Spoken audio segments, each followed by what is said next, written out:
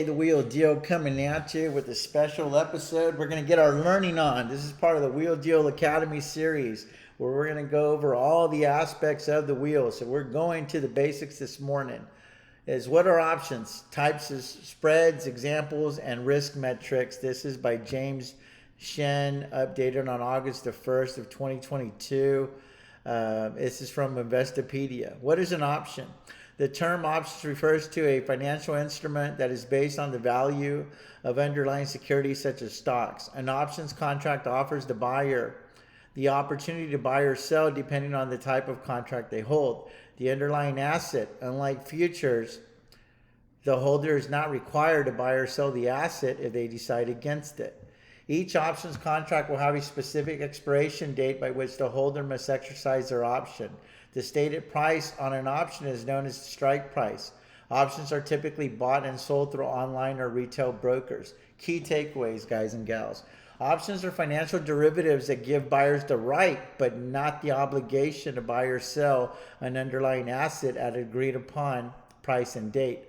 Call options and put options form the basis for a wide range of option strategies designed for hedging, income, or speculation. Options trading can be used for both hedging and speculation, with strategies ranging from simple to complex. I'm TJ the Wheel Deal. I sell puts and calls for a living. It's a very simple strategy in the options realm. Although there are many opportunities to profit with options, investors should carefully weigh the risks. We are going to watch this video together and get into it. With one of the best savings rates in America, so we got to listen to Capital One first, guys. But anyway, this is part of the educational series. So if you're new to the channel, you can understand all things in relations to the wheel strategy, because I use the wheel strategy to manufacture a crap ton of premiums. Let's talk about, are there certain characteristics that you need to know about when you're buying options? There actually is.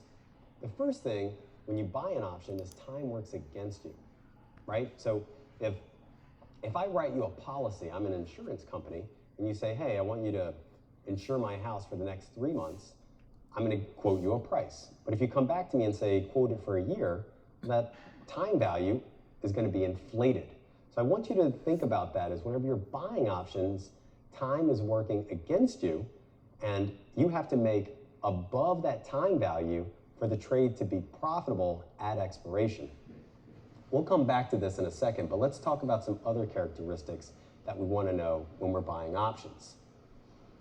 One of the best things to talk about when buying options is that the premium that you spend is the max that you can lose. So if you spend $200 on buying an option, that's the most that you can lose. You can sleep easy at night knowing that your floor is set. That's also why it's very popular to buy options. People like to know what their risks are from the onset. When you buy an option, your risk is limited to the premiums spent. When buying options, gains are unlimited for calls and limited to a zero stock price for buying puts. Also, you have the right to buy or sell stock if the option expires in the money. So let's talk about calls for a second. When you buy calls, what are you doing? Well, it's the right to buy stock.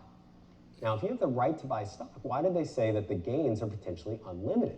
Well, imagine you buy a call on a biotech stock and some positive news comes out and the stock goes from, say, $20 per share to $100 or $200.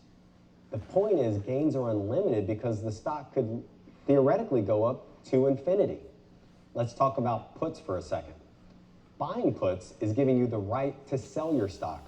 The important thing here is that your gains aren't unlimited, but they are limited between the strike and zero.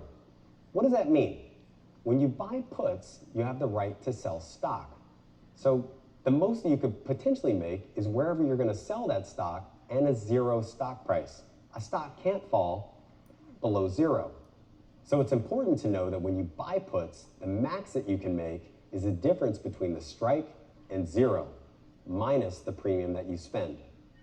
And lastly, you have the right to buy or sell stock if your option expires in the money. So if you're buying a call, you have the right to buy stock. If you're buying a put that expires in the money, you have the right to sell stock. I referenced time earlier in saying that that's an important component to know and to consider when you buy an option. So let's look at this grid right here. We know that time works against us by looking at the slope of the options price as time passes. So down here, this is 100 days till expiration, and that's 0 days to expiration. So the further out that we go, further away from zero, the more value, the more time value that the option has. So if you're buying options, just keep in mind that the option is decaying each day that passes. So whenever you hear often that options always expire out of the money, are worthless, there is some truth to that. And the reason is because you're buying a decaying asset. Time value always settles at zero.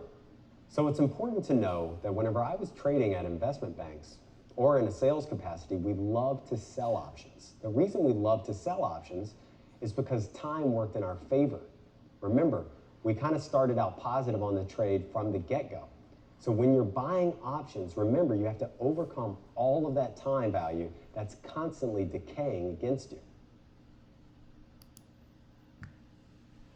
So really, really interesting, guys, what he said there at the end. Time is on your side when you're the seller of options. Whenever you're the buyer of options, you not only have to be right on the direction. If it's a call, you needed to go up. If it's a put, you needed to go down. But you also have to be right during a certain time frame. Tough game. Hats off to you if you're able to do that for a living. I find it a lot more feasible and realistic to make a handsome living by being the seller of the option in comparison to the buyer of the options. So understanding options, guys. Options are versatile financial products. These contracts involve a buyer and a seller, where the buyer pays a premium for the rights granted by the contract. Call options allow the holder to buy the asset at a stated price within a specific time frame. Put options, on the other hand, allow the holder to sell the asset at a stated price within a specific time frame. Each call option has a bullish buyer and a bearish seller, while put options have a bearish buyer and a bullish seller. Traders and investors buy and sell options for several reasons. Option speculation allows a trader to hold a leveraged position in an asset at a lower cost than buying shares of the asset. Investors use options to hedge or reduce the risk exposure of their portfolio. In some cases, the option holder can generate income when you buy call options or become an option writer. Options are also one of the most direct ways to invest in oil. For options traders, and options daily trading volume and open interest are two key numbers to watch in order to make the most well-informed investment decisions. They're talking about liquidity, guys. Open interest and volume are very, very key metrics when you're a seller of options contracts like I am for a living.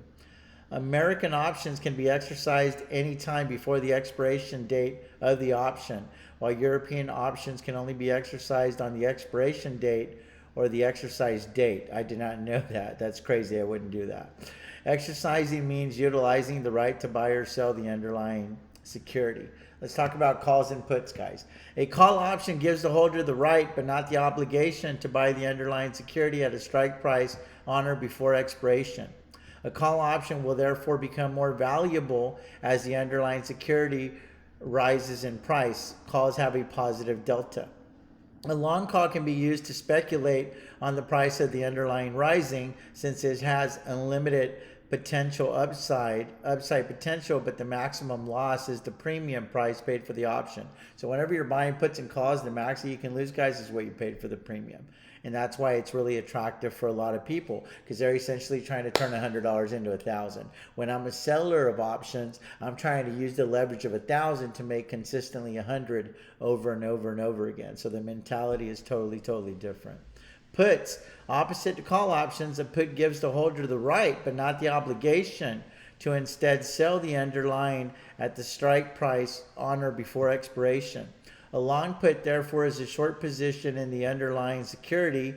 Since the put gains value as the underlying price falls, they have a negative delta. Protective puts can be purchased as a sort of insurance, providing a price floor for investors to hedge their position. Those are also called married puts, guys. There's a lot of people that want to kind of use like artificial stop losses, if you will. It's really interesting. Here it's talking about American versus European options. We don't really need to talk about that real quickly. Let's talk about special considerations. Options contracts usually represent 100 shares for the underlying security. The buyer pays a premium fee for each contract. For example, if an option has a premium of 35 cents per contract, buying one option costs $35 because it's 35 cents times 100 shares equals 35 bucks, guys. The premium is partially based on the strike price or the price for buying or selling the security until the expiration date. Another factor into premium price is the expiration date. Just like with that carton of milk in the refrigerator, the expiration date indicates the day the option contract must be used. The underlying asset will determine the use-by date. For stocks, it is usually the third Friday of the contract's month if they trade monthly. Third Friday is D-Day, guys. Then you have option spreads, guys. Option spreads are strategies that use various combinations of buying and selling different options for the desired risk-return profile. Spreads are constructed using vanilla options and can take advantage of various scenarios such as high or low volatility environments, up or down moves, or anything in between. And then it goes into bull call spreads, iron condors. We don't need that stuff. Let's talk about the Greeks. These are important. The options market uses the term Greeks to describe the different dimensions of risk involved in taking an options position, either in a particular option or a portfolio. These variables are called Greeks because they are typically associated with Greek symbols. Each risk variable is a result of an imperfect assumption or relationship of the option with another underlying variable.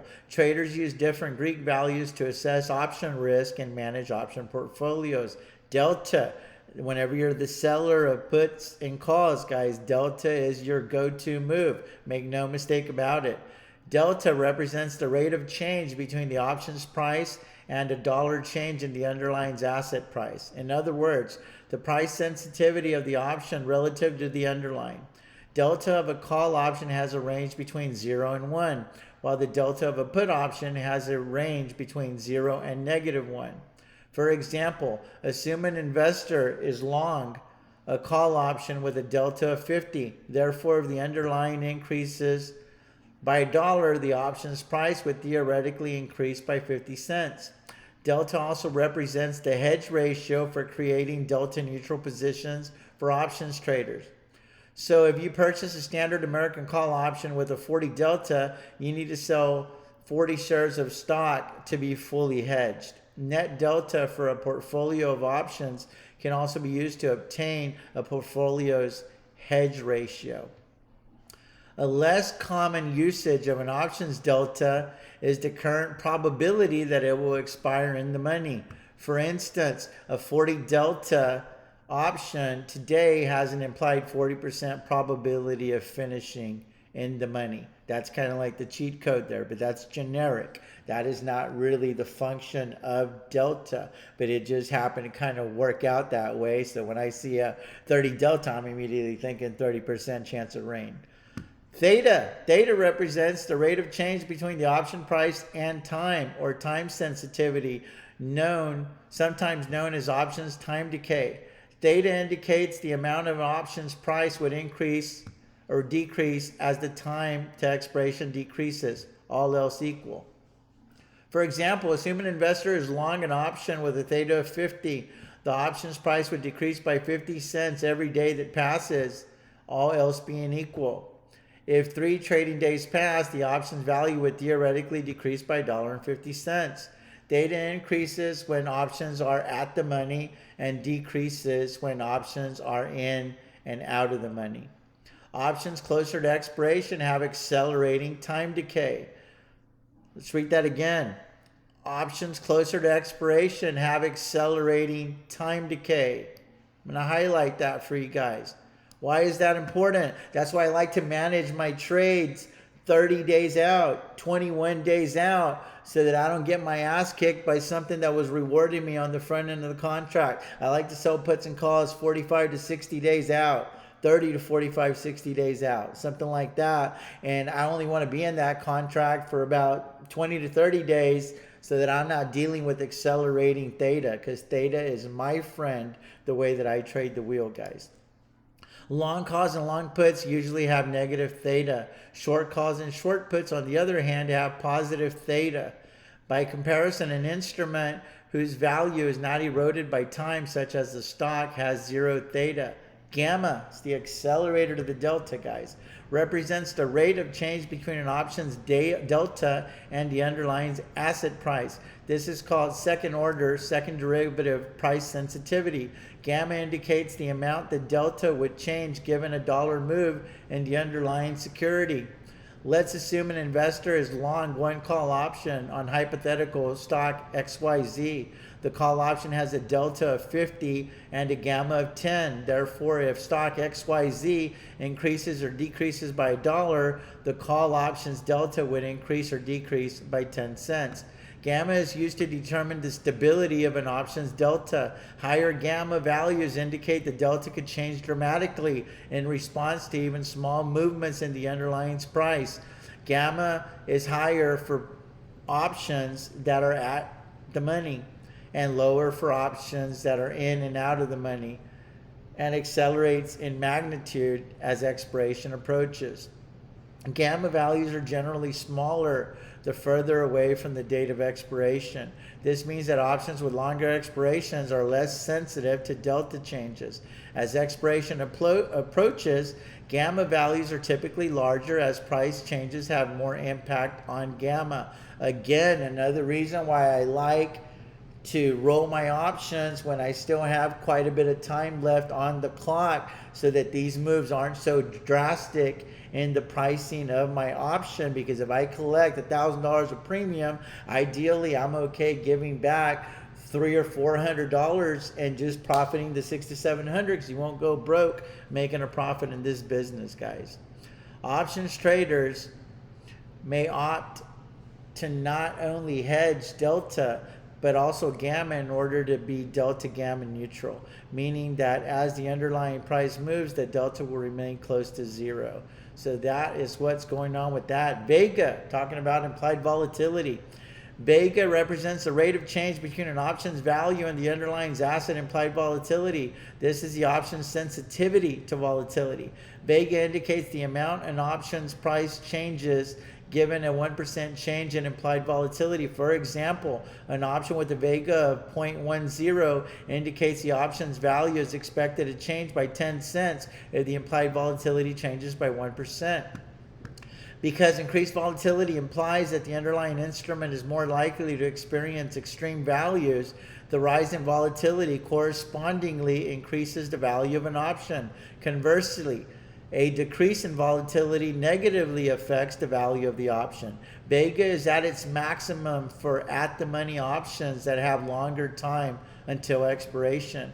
Those familiar with the Greek language will point out that there is no actual Greek letter named Vega. There are various theories of how the symbol, which resembles the Greek letter NU, found its way into stock trading lingo. Rho, it's talking about the Fed interest rates, represents the rate of change between an option's value and a 1% change in the interest rate. This means sensitivity to the interest rate. For example, assume a call option has a rho of 0.05 and the price is 125. If interest rates rise by 1%, the value of the call option would increase to 130, all else being equal. The opposite is true for put options. Rho is greatest for at-the-money options with long times until expiration. And then you have some minor Greeks, which are called lambda, epsilon, vama, vera, speed, zama, color, and ultima. And I'm not too familiar with those, to be honest with you. So we're going to talk about some advantages and disadvantages of buying options versus selling options, and we'll leave it here. I'll pin this on the description. You guys can read it at your own pace. As mentioned earlier, call options allow the holder to buy an underlying security at the stated strike price by the expiration date, called the expiry. The holder has no obligation to buy the asset if they do not want to purchase the asset. The risk to the buyer is limited to the premium paid. Fluctuations in the underlying stock have no impact. Buyers are bullish on a stock and believe the share price will rise above the strike price before the option expires. If the investor's bullish outlook is realized and the price increases above the strike price, the investor can exercise the option. Buy the stock at the strike price and immediately sell the stock at the current market price for a profit because it has an intrinsic value, guys. Their profit on the trade is the the market share price less the strike share price plus the expense of the option, the premium, and any broker's commissions to place the orders. The result is multiplied by the number of options contracts purchased, then multiplied by 100, assuming each contract represents 100 shares. If the underlying stock price does not move above the strike price by the expiration date, the option expires worthlessly. It's worthless. The holder is not required to buy the shares, but will lose the premium paid for the call. Selling call options. Now we're talking. Selling call options is known as writing a contract. The writer receives the premium fee. In other words, a buyer pays the premium to the writer or seller of an option. The maximum profit is the premium received when selling the option. An investor who sells a call option is bearish and believes the underlying stock price will fall or remain relatively close to the option strike price during the life of the option. If the prevailing market share price is at or below the strike price by expiry, the option expires worthless for the call buyer. The option seller pockets the premium as their profit. The option is not exercised because the buyer would not buy the stock at a strike price higher than or equal to the prevailing market price. However, if the market share price is more than the strike price at expiry, the seller of the option must sell the shares to an option buyer at the lower strike price. In other words, the seller must either sell shares from their portfolio holdings or buy the stock at the prevailing market price to sell to the call options buyer. But we don't do naked calls here. They're all covered. So that part doesn't pertain to us. The contract writer incurs the loss. How large of a loss depends on the cost basis of the shares they must use to cover the options order plus any brokerage order expenses, but less the premium they received. As you can see, the risk to the call writers is far greater than the risk exposure of the call buyers. Let's read that again. As you can see, the risk to the call writers is far greater than the risk exposure of the call buyers, because the buyers, all they stand to lose is the premium they paid. Us, we're holding those shares, they can go to 0. It sucks. If you agree to sell shares at 10 and they go to 100, you got a lot of loss there, a lot of meat on the bone, a lot of food that you left on the table, guys.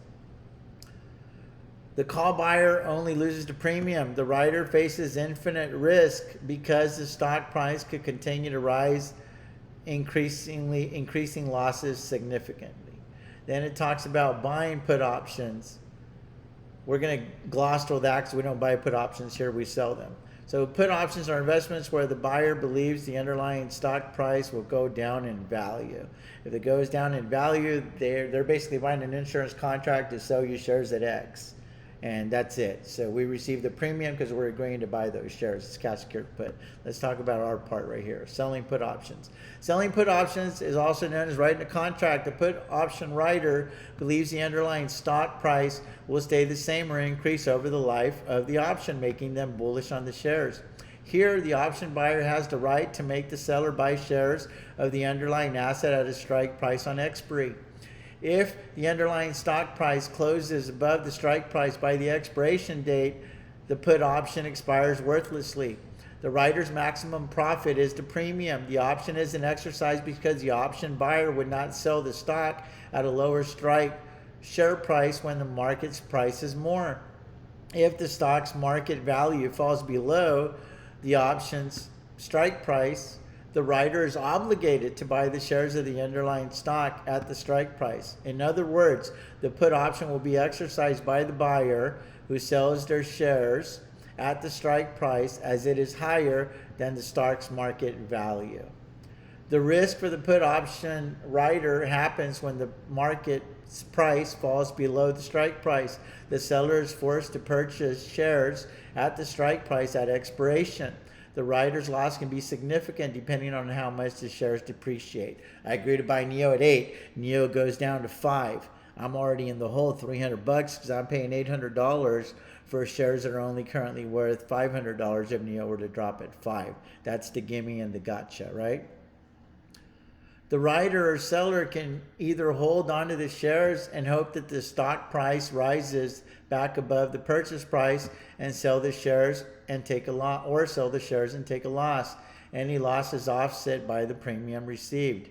An investor may write put options at a strike price where they see the shares being a good value and would be willing to buy at that price. When the price falls and the buyer exercises their option, they get the stock at the price they want, with the added benefit of receiving the option premium. Let's talk about the pros and the cons, guys. A call option buyer has the right to buy assets at a lower price than the market when the stock's price rises. The put option buyer profits by selling stock at the strike price when the market price is below the strike price. Option sellers receive a premium fee from the buyer for writing an option. The cons: the put option seller may have to buy the asset at a higher strike price than they would normally pay if the market falls. The call option writer faces infinite risk if the stock's price rises and are forced to buy shares at a high price. Options buyers must pay an upfront premium to the writers of the option. And it goes on to give you some advantages, disadvantages, so on and so forth. So let's read the bottom line and wrap it up. Bottom line: options are a type of derivative product that allows investors to speculate on or hedge against the volatility of an underlying stock. Options are divided into call options, which allow buyers to profit if price of the stock increases, and put options in which the buyer profits if the price of the stock declines. Investors can also go short an option by selling them to other investors. Shorting or selling a call option would therefore mean profiting if the underlying stock declines, while selling a put option would mean profiting if the stock increases in value. So that is what's going on in a nutshell. It's just another part of the Wheel Deal Academy series that we're doing here, so that you can start piecing together this entire movie, guys. Again, my name's TJ, the Wheel Deal.